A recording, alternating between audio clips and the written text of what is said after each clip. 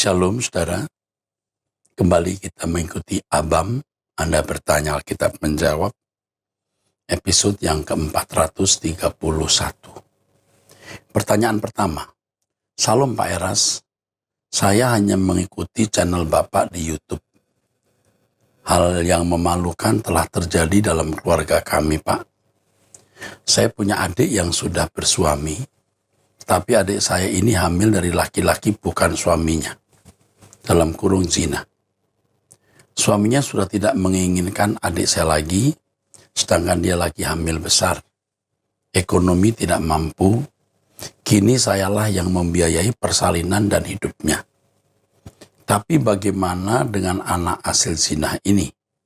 Adik saya tidak menginginkannya, karena dia sudah punya anak dari suaminya. Saya bingung apakah saya harus merawat bayi itu, atau membiarkan adik saya menyerahkannya ke yang orang lain. Saya tidak bisa membela adik saya. Tuhanlah yang tahu kebenarannya. Tapi saya juga tidak membenarkan suaminya. Karena selama menikah adik saya yang ditelantarkan. Suaminya jauh dari istrinya dan jarang dikasih nafkah. Dan pernah juga terkabar kalau suaminya main perempuan di perantauan. Saya hanya bingung dengan posisi saya, Pak. Kalau anaknya saya asuh, aku takut dengan keluarga besar dari pihak suami saya dan takut dengan gunjingan-gunjingan orang. Saya sangat malu, tapi saya tidak berdaya, mohon pencerahannya. Yang pertama, anak dalam kandungannya tidak berdosa, perlu perlindungan. Harus dilahirkan dengan baik, dengan beradab. Lalu sebaiknya anak itu diberikan kepada orang lain yang tidak dikenal oleh adik Anda maupun siapapun. Kalau itu Anda besarkan akan menjadi kenangan terus pahit bagi adik kandung Anda juga bagi suaminya. Tetapi anak itu harus dilindungi. Maka ia bisa diberikan kepada yayasan-yayasan yang menampung anak atau keluarga-keluarga yang benar-benar menginginkan anak tapi tidak punya anak dan itu sesuai kehendak Allah.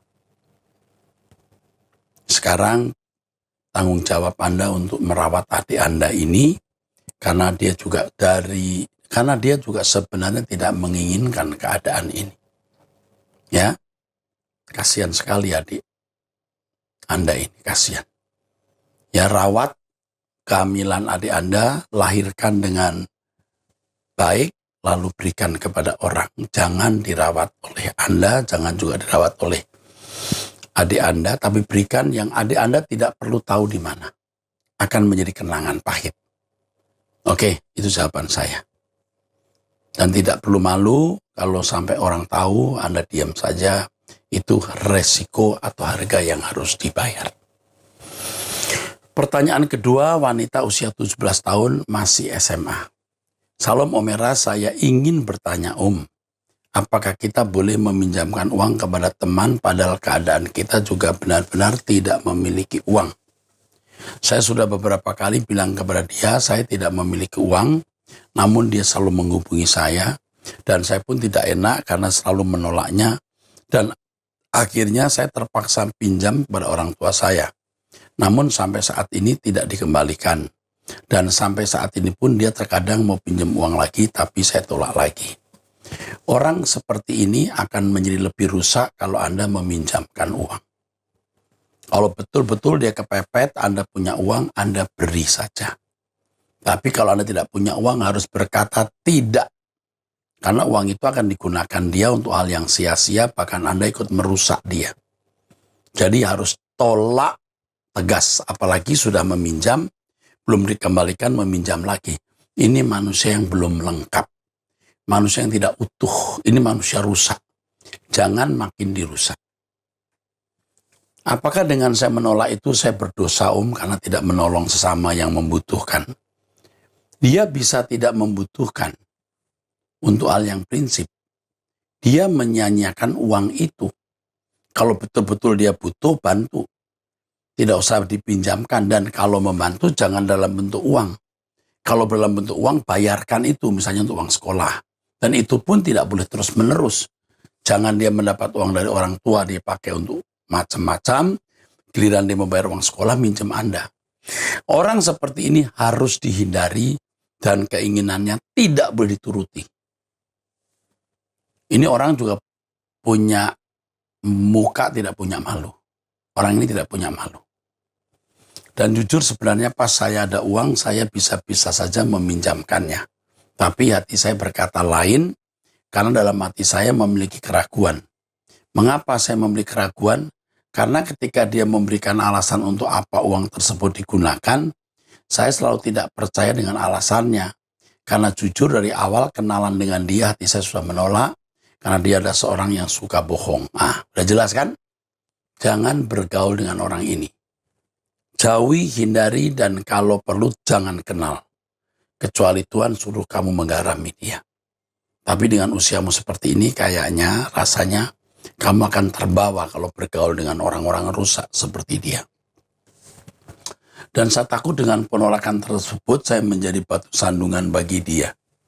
Kita itu sering menjadi batu sandungan bagi orang bukan karena kita mau menjadi batu sandungan atau karena kita salah. Memang dia tersandung sendiri karena kesalahannya. Kita jujur, orang tidak jujur tersandung oleh kejujuran kita. Itu bukan salah kita. Jadi bagaimana ya Om, apakah saya tetap meminjamkan uang agar saya tidak menjadi batu sandungan? Ataukah tidak usah dipinjamkan? Tidak usah dipinjamkan. Anda jangan merasa menjadi batu sandungan karena orang seperti itu akan selalu mencari masalah. Ya. Pertanyaan berikut. Salam Pak Eras, begini Pak, saya punya pergumulan hidup yang selama ini sangat membebani hidup saya.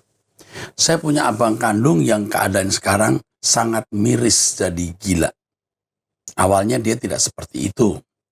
Dulu dia merantau kerja di Pekanbaru selama 2 tahun dia bekerja di sana. Setelah 2 tahun dia bekerja terus dia pulang ke rumah orang tua saya karena sakit. Semenjak pulang dari perantauan, dia sering aneh, terkadang dia ngomong sendiri, dia bilang jangan ganggu aku.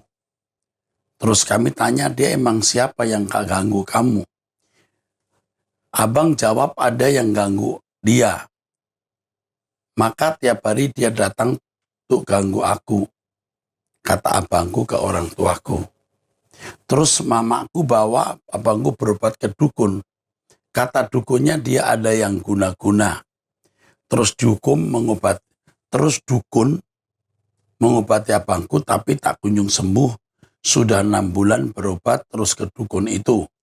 Bukannya sembuh tapi makin parah Pak. Karena tidak sembuh juga mamaku pergi ke dukun yang lain. Dan begitu seterusnya sampai 4 dukun dijalani mamaku. Tapi juga tidak sembuh malah semakin parah. Aku selalu ingatkan mamaku supaya tidak lagi pergi ke dukun.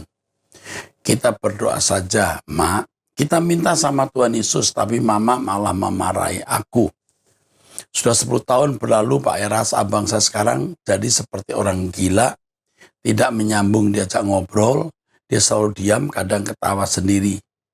Sekarang umur abang saya sudah 35 tahun. Saya sangat sedih dan hancur Pak Eras melihat kondisi abang saya sekarang. Saya selalu berdoa agar Tuhan pulihkan keluarga saya, orang tua dan abang, agar mereka tidak bergantung pada dukun lagi. Pak Eras, saya mau tanya apakah mungkin abang saya bisa sembuh? Yang sudah 10 tahun Pak, sakit. Saya minta tolong didoakan agar keluarga saya terlepas dari perdukunan dan kutuk kuasa kegelapan.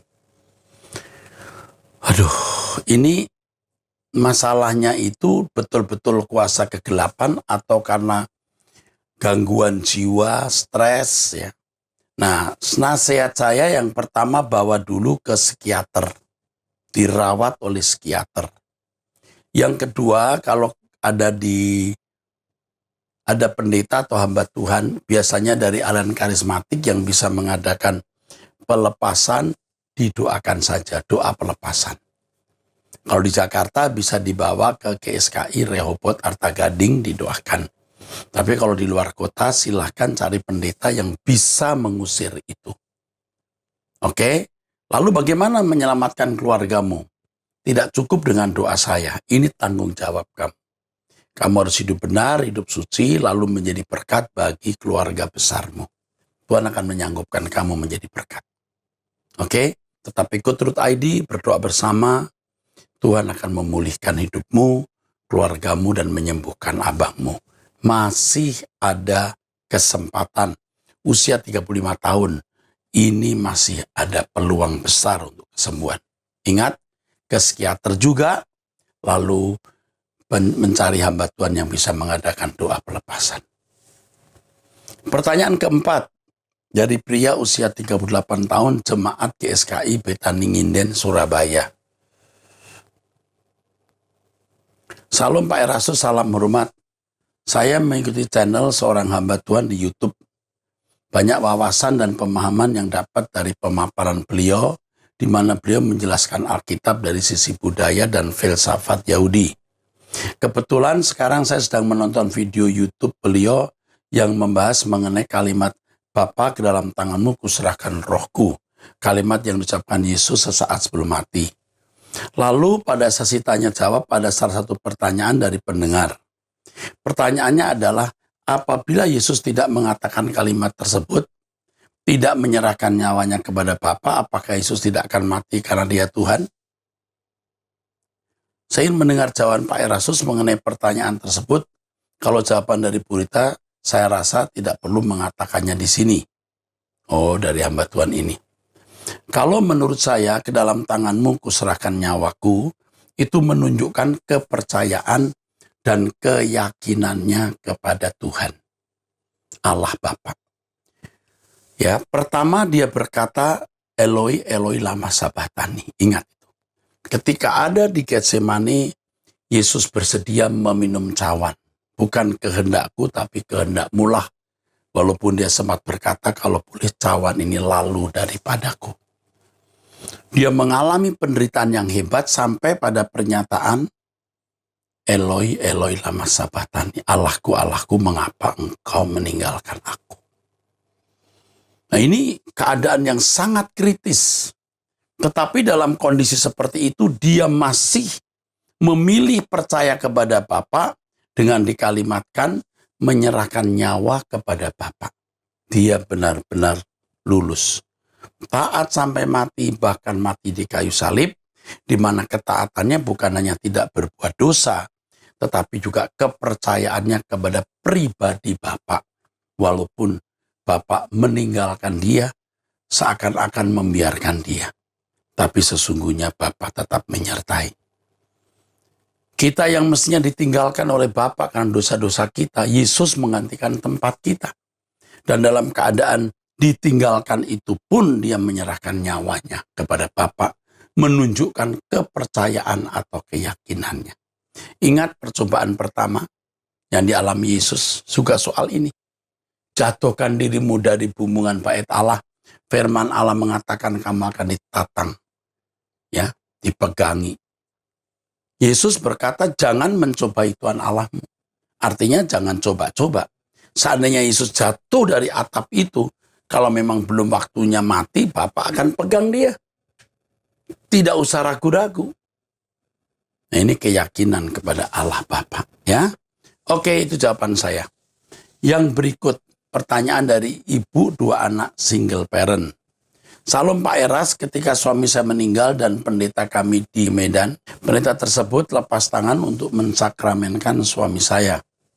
Sedangkan saya dan suami adalah termasuk yang merintis gereja tersebut. Kita mulai dari PA tahun 2019.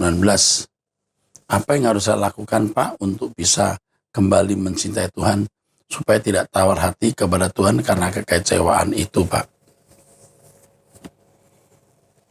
Waduh, ini berat. Pendeta lepas tangan untuk tidak mensakramenkan suami saya. Saya tidak tahu maksudnya untuk mensakramenkan ini. Apa maksudnya tidak mensakramenkan kalau sakramennya tidak sesuai dengan prinsip kebenaran yang dia pahami hamba Tuhan itu, ya bisa dipahami. Sakramennya ini sakramen yang bagaimana kalau GSKI tidak memiliki sakramen-sakramen masalahnya.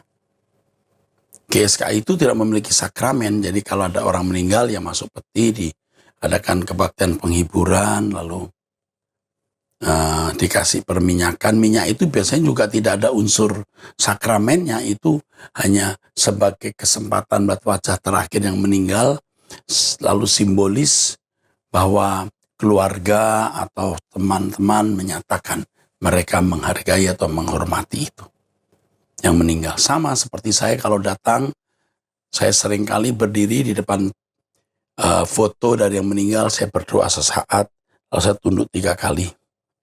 Itu bukan saya mau menyembah yang meninggal, saya menghargai yang masih hidup. Nah itu maksudnya, terutama kalau yang meninggal itu orang tua. Oke, jadi ini tidak bisa saya jawab karena saya tidak tahu maksud sakramen di sini. Tetapi saya harus menyampaikan kepada Anda, Bu, jangan karena hal itu Anda tidak mencintai Tuhan. Karena tidak ada alasan untuk tidak mencintai Tuhan. Apapun alasan tidak akan dibenarkan. Apapun alasannya. Kita harus mencintai Tuhan apapun keadaan yang terjadi. Apapun situasi yang kita alami. Jangan karena hal-hal ini Anda tidak mencintai Tuhan. Lalu bagaimana supaya tidak mencintai Tuhan? Ya, coba lapang dada, jangan kecewa. Kenapa hamba Tuhan tidak mensakramenkan? Mungkin sakramen yang Anda maksudkan tidak sesuai dengan pengertian ajaran yang dipahaminya. Lalu jangan kecewa lagi karena Tuhan juga tidak akan mentolerir kekecewaan dengan alasan apapun. Jangan kita kecewa terhadap apapun, kecuali kita kecewa terhadap diri sendiri yang masih berbuat dosa. Kecewa terhadap diri sendiri yang tidak membahagiakan Allah, supaya kita tidak melakukan kesalahan itu. Tidak perlu kecewa kepada orang lain. Kalau kita kecewa kepada orang lain, kita menuntut orang itu melakukan apa yang sesuai dengan keinginan kita. Orang yang kecewa terhadap sesamanya, alasannya apapun, menunjukkan dia merasa berat menuntut orang untuk menyenangkan dirinya. Ayo kita bertumbuh dewasa. Ikuti khotbah saya di Truth ID, berdoa bersama supaya kita bertumbuh dewasa. Memiliki kedewasaan atau maturity yang baik. Jangan kecewa. Ya, manusia bisa mengecewakan. Tetapi Tuhan tidak pernah mengecewakan. Jangan karena kita merasa dikecewakan orang tua, maksud orang lain, kita merasa dikecewakan oleh sesama kita orang lain, lalu kita mengecewakan Tuhan. Jangan, mahal harga resiko mengecewakan Tuhan itu. Oke, itu nasihat saya. Pertanyaan berikut, Salam Pak Era, saya ingin bertanya, tongkat yang bagaimana yang dimaksud Amsal 13:24, dan apakah masih relevan dengan saat ini? Karena di saat ini mendidik anak tidak boleh dengan kekerasan fisik untuk kesehatan mentalnya. Maksudnya zaman dulu menasihati anak, memukul anak dengan tongkat. Artinya dengan ketegasan. Ketegasan diwakili dengan tongkat. Hari ini kita tidak memakai tongkat. Tetapi kita memakai cara dan sikap. Intinya terhadap anak kita tidak boleh memanjakan. Itu yang penting. Tidak boleh memanjakan. Tidak boleh hanya menuruti keinginannya. Kalau salah, kita harus berkata tidak. Dan bila perlu didisiplin, harus kita disiplin dalam batas-batas kesantunan, kesopanan, dan peri kemanusiaan. Tuhan akan pimpin kita. Jadi tongkat bicara soal ketegasan dalam mendidik. 2. Saat ini anak-anak diajarkan cara mengelola emosi. Jika marah, anak boleh nangis ataupun berteriak di bantal. Yang tidak boleh dilakukan saat marah dalam menyakiti diri sendiri atau menyakiti orang lain. Juga tidak boleh merusak barang. Bagaimana saya menjelaskan ke anak saya kisah saat Yesus marah di Bait Allah? Karena waktu Yesus marah, Yesus merusak barang-barang orang berjualan di Bait Allah. Yang pertama, kita tidak boleh menyamakan diri kita dengan Yesus. Yesus itu Tuhan, kita bukan Tuhan. Yesus anak Allah yang berhak mengobrak-abrik apa yang dilakukan oleh orang Yahudi. kita tidak. Itu yang penting, tidak boleh sama. Kalau kita mau mengambil maknanya, artinya kita tidak boleh kompromi dengan perbuatan-perbuatan yang merusak bait Allah. Seperti merokok, minum minuman keras, tidur tidak teratur, makan sembarangan. Itu yang harus kita obrak-abrik. Karena tubuh kita bait Roh Kudus. Nah, pelajaran ini yang mesti diajarkan. Jadi simetris, analoginya begitu. Jangan kita pergi ke gereja, di gereja ada orang jualan bihun goreng, buku, dan lain-lain. Lalu kita obrak-abrik. Itu kan implikasi yang salah. Jadi ajarkan kepada anak-anak bahwa Yesus tidak mengendaki baitnya dikotori. Dan bait Tuhan itu tubuh kita, tidak boleh dikotori. Harus kita berhenti dari hal-hal yang bisa merusak tubuh kita. Itu maksudnya. Itu dulu untuk anak-anak. Pertanyaan berikut. Ya.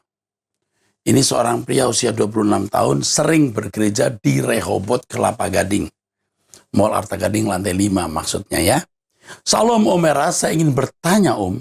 Saya berada di keluarga di berbeda agama. Berada di keluarga di berbeda agama. Jadi hanya saya beragama Kristen Om. Dan sampai saat ini belum pada tahu kalau saya sudah beragama Kristen. Saya hanya memberikan cara hidup yang benar kepada orang tua saya. Karena keluarga saya pun sangat pahit sama yang namanya Kristen karena punya pengalaman yang tidak enak. Dan saya juga bergabung pada sebuah komunitas anak muda dan saya selaku pelayan di sana. Menurut Om Eras, saya harus gimana ya Om? Kehidupan saya selanjutnya dalam pelayanan dan keluarga saya Om. Terima kasih Om Eras, Tuhan memberkati. Begini, yang pertama, jangan gopoh-gopoh cerita kalau kamu Kristen. Jangan buru-buru. Tetapi juga jangan berusaha menyembunyikan. Nanti ada saat di mana Anda harus mengakui. Tidak boleh tidak mengakui. Kalau sekarang belum mengakui, tidak apa-apa. Tapi suatu hari pasti ada momentum di mana saudara harus mengakui. Nah sekarang sebelum hal itu terjadi, Anda sudah masuk proses untuk berubah. Proses untuk jadi berkat. Sehingga orang tua akan berkata, orang sebaik anakku ini tidak mungkin agamanya salah. Orang sebaik kamu tidak mungkin agamanya keliru. Perubahan hidup dulu sekarang. Udah benar sekali. Ya, oke, Tuhan memberkati. Pertanyaan berikut, wanita usia 43 tahun. Salam Pak Era, saya mau tanya begini Pak. Saya bungsu dari 4 bersaudara, yang pertama dan kedua laki-laki, yang ketiga saya perempuan. Sejak saya berusia 6 tahun, papa saya sudah meninggal. Kami berempat dibesarkan oleh mama sendiri. Sekarang kami sudah berkeluarga semua. Usia saya sekarang sudah 43 tahun dan mama 76 tahun. Mama tinggal sama saya sekarang sejak rumahnya juga dijual untuk bayar hutang koko saya yang pertama. Jadi intinya mama saya sangat sayang sama koko saya yang pertama sampai-sampai apapun masalah yang koko menjadi masalah buat dia. Jadi masalah koko jadi masalah buat mama. Dan tanpa menjaga perasaan 3 anak lainnya. Semakin hari semakin menjadi-jadi, kira-kira gitu. Sikapnya secara terbuka membela dengan buta apapun kepentingan koko yang pertama, kakak yang pertama. Kalau kami bertiga ada masalah apapun, mama saya hanya melihat prihatin.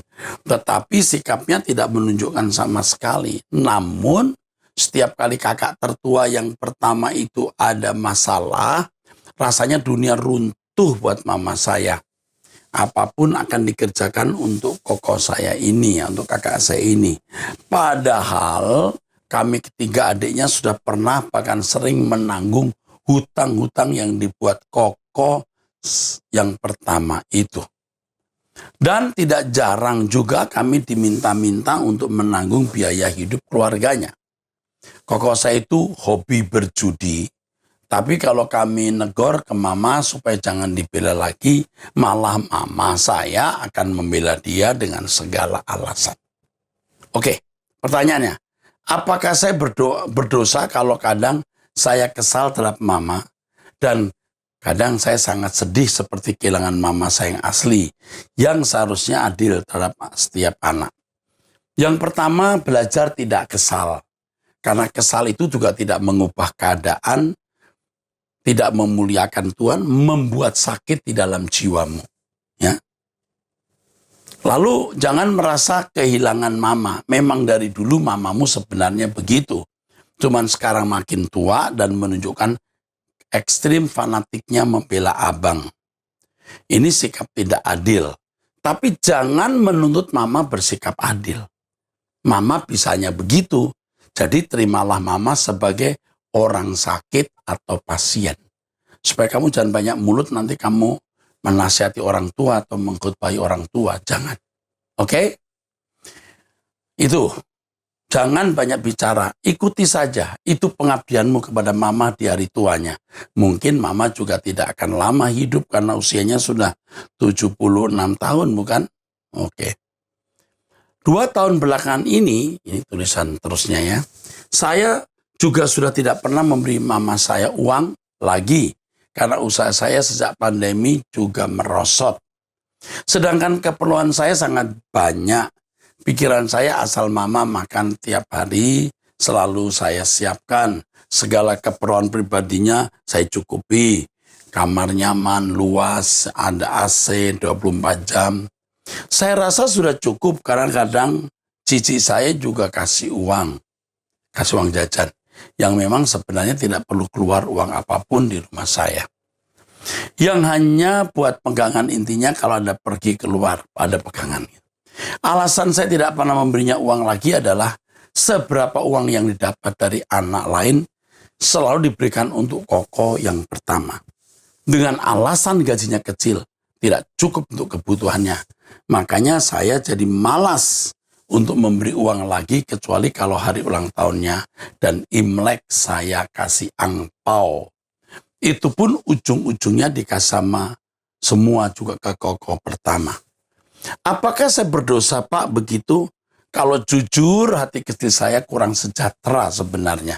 Tapi kalau ingat nanti dikasih lagi ke Koko, maka saya menjadi malas karena Koko ini selalu dibela. Maka dia menjadi seperti benalu ke mama saya. Saya sangat tidak terima keadaan seperti ini, Pak. Oh ya, Pak, keluarga saya belum ada yang kenal Tuhan selain saya sendiri. Oke.